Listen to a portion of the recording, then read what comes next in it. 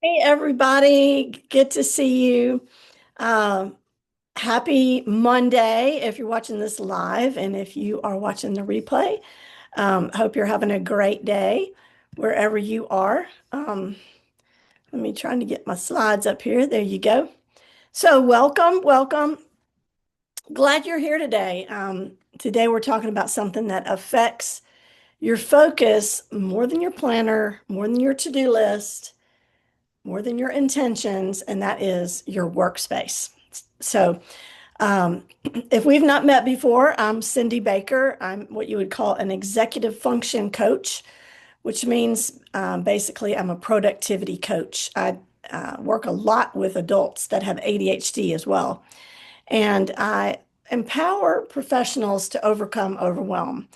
Um, so, if you've been wanting to learn how to manage your time, your energy, your focus, so you can reach your goals without burnout, you are in the right place. Um, and I've just been raking leaves and breathing in a bunch of dust. So I just had like a sneezing fit, and hopefully my voice will hold out and I'll be okay. But uh, this may sound boring talking about your workspace, but I promise this is going to help you so much. By the end of this little training, you're going to know exactly how to design a space that helps you stay focused, stay energized, and in control without needing, superhuman willpower and discipline and all that stuff. All right, so your environment shapes your behavior. My environment shapes my behavior every single day. A cluttered or chaotic workspace triggers decision overwhelm. And we've talked about decision overwhelm before, decision fatigue.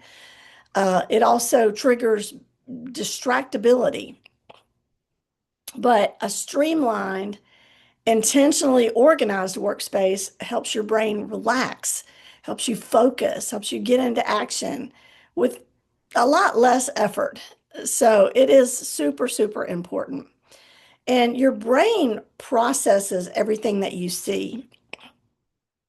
Um, Even when you're not consciously paying attention, your brain is scanning.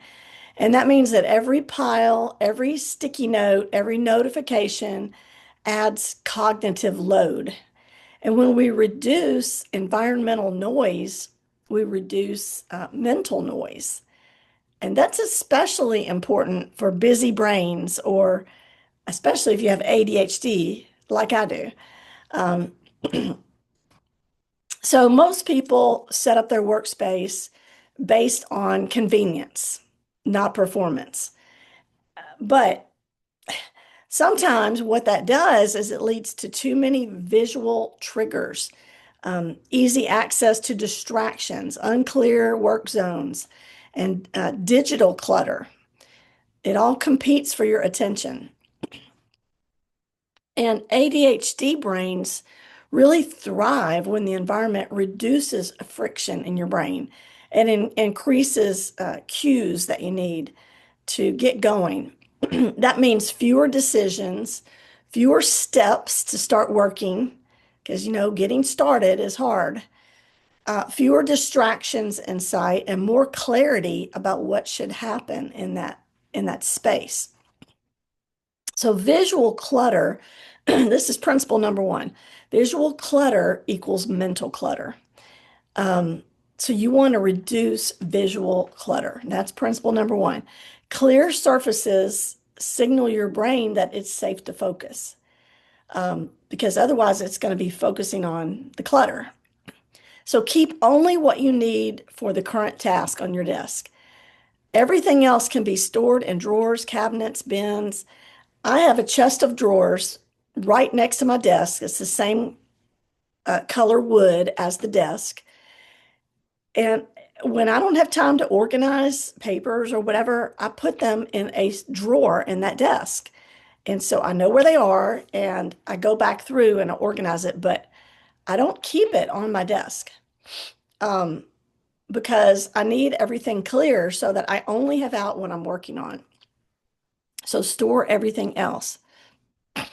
And if you're not sure what to remove, you're basically removing everything that you're not working on. So you remove piles of paper, unopened mail, um, multiple notebooks. You know, if you're like a notebook person, um, yesterday's task list, because guess what? It's not yesterday anymore. And anything that does not support your focus, if it's not related to the task that you're doing right now, today, then it doesn't belong on your desk. End of period. I mean, end of sentence. So that's pretty much it.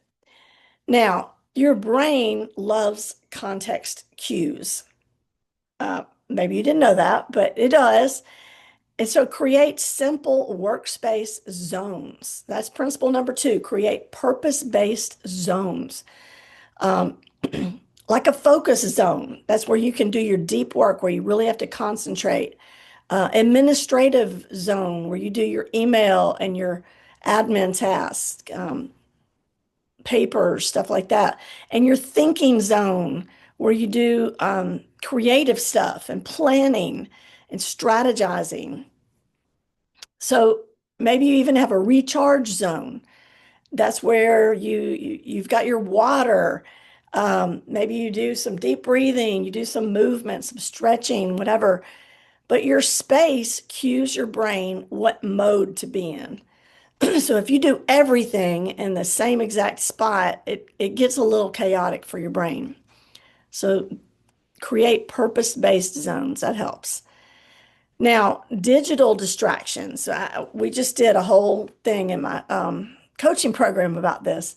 Um, now, and I have a group coaching program. So if you're looking for a coach, productivity coach, or an ADHD coach, I'd be glad to give you some more information about it. It's a great program, and I actually have openings right now. Um, but digital distractions are often worse than physical ones because it's just there's so much, you know.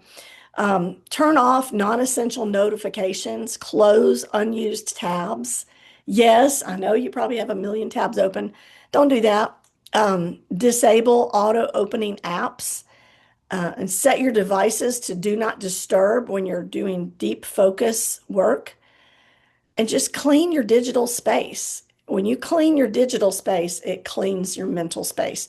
And like I said, if you want a deep dive, we go into that in my coaching program.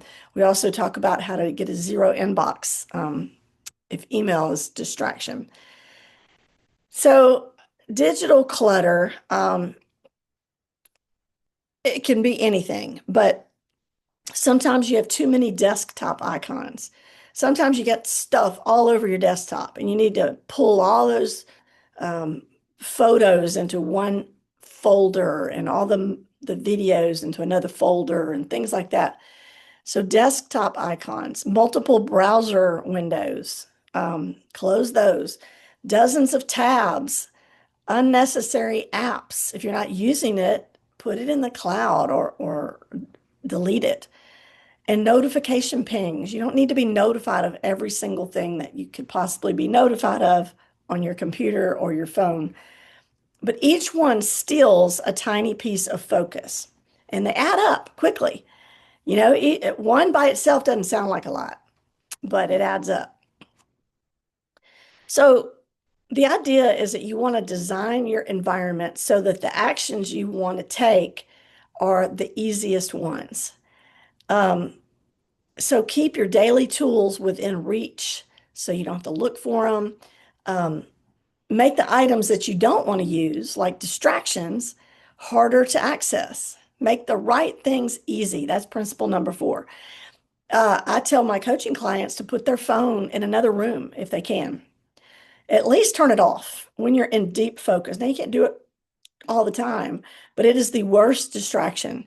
Um, so make the right things easy.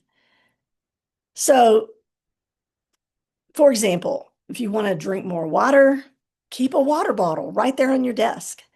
Um, you want to avoid scrolling, that's a distraction for you. Put your phone, like I said, in a drawer in the other room, turn it off. But even if you turn it off and it's right there next to you, it's so tempting to turn it back on. So if you want to plan your day, keep your planner open and visible. My planner, and I have a paper planner that, and if you want to know which one I'm using, um, message me because I found a good one. It's not mine. Um, I know you'd think I'd be pushing my own planner, but I'm actually using somebody else's planner this year, and uh, I'll give you the link so you can take a look at it if you let me know that you're interested. So, but my planner, which is a paper planner this year, is open at all times on the chest of drawers, which is right next to my desk. So I don't move it. That's where I know where it is. The only time I move it is if I need to take it somewhere, which is very rare. Um, and then it goes in my backpack with my computer. And as soon as I take my computer out, I take that planner out and put it back where it goes. And there's a little ribbon that holds its place, so I know where I am. So just make the right things easy and accessible. Now, your workspace should support your brain and your body. So principle number 5 is add energy and comfort. So choose textures and seating that feel good, but not overly stimulating. You know what I mean? Um, I can remember, it makes me think of, did y'all ever used to watch that show Criminal Minds? And um, the analyst, I think her name was Penelope, she always had all this random stuff on her desk, little caricatures and animals and figurines and all this stuff. But you want to have things that make you feel good, but not too much. Use color intentionally. Cool tones calm your mind. Warm tones energize it. So, they've done a lot of psychological studies on that. So think about that when you're setting up your workspace. Now, friction triggers, what that means, that's small annoyances that create resistance, like tangled cords, pins that don't work, a chair that hurts your back, or hunting for things that you use constantly, setting things down and then not remembering where you put them. So you want to eliminate these to make getting started easier. So principle number 6 is reduce friction triggers. So you want to be as prepared as possible. You want to have backups and if things go out. Um, so think about what you need. It may be different than me or somebody else. Do you need quiet?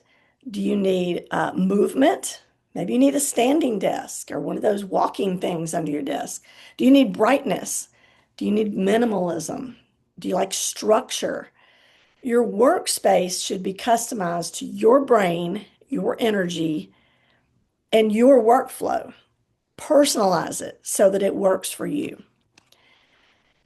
And I like to do every day a little daily reset. It's a 5-minute reset at the end of the day, and that protects your tomorrow. So clear surfaces, close tabs, put away tools, recharge devices, set out your one thing that matters for tomorrow. Um, get an index card and write no more than 3 things that are your high impact, must do things for tomorrow and leave it right there in your desk. So first thing in the morning. Even better if you can pick with one thing, the one thing that matters. If you didn't get anything else done, what is the one thing that you just can't let slip? That it has to be done. And this makes starting the next day dramatically easier because you've done some prep the day before. And then every week you want to do a little slightly deeper reset. You know, this is when I have a little cubby where I put papers that need to be filed. So once a week, I'll file the papers, empty the trash, declutter digital downloads, um, review your work zones and set them up differently if you need to, restock supplies. um, and reset your weekly priorities because you should have daily priorities and weekly. And again, in my group coaching program, we go through how to plan like that. But this prevents that overwhelm from creeping in. So your workspace, it's not just where you work, it's part of how you work. Do you know what I mean? So when your environment supports your brain, everything becomes easier. Starting, staying focused, finishing, and feeling in control again. Um, so your workspace matters. Now, I want you this week and today, if you can, pick one workspace change that you'll implement today. Small improvements compound over time. So your workspace can become your secret productivity advantage. Um, Now, depending on when you are watching this, I do have a free live masterclass coming up on Tuesday. And then on December 11th, I have a workshop that is going to be awesome. Now, it is paid, but I'll give you a special deal if you message me that you're interested. And it's called Focused and Finished Accelerator. And we are going to help you set up your workspace during that, in addition to lots of other ways that we can give you just a personalized blueprint that you could walk away and be like, oh my gosh, I'm so organized. And it just took a few hours. You'll love it. And it's repeatable. Um, so a lot more I could say about that. But if you're interested, just let me know. I'll give you more of the scoop. So pick one change that you're going to make this week or today, if you can, with your workspace. Hope it goes well, and I hope you have a happy Thanksgiving. Happy birthday to me. I was born on Thanksgiving. It's actually the day before Thanksgiving this year. So, uh, happy Thanksgiving. I hope you take some time to really count your blessings and think about all of the things that you feel gratitude for, because we are so blessed. And I am blessed to know you, and I appreciate you, and I hope you have an awesome day. Thanks. Bye.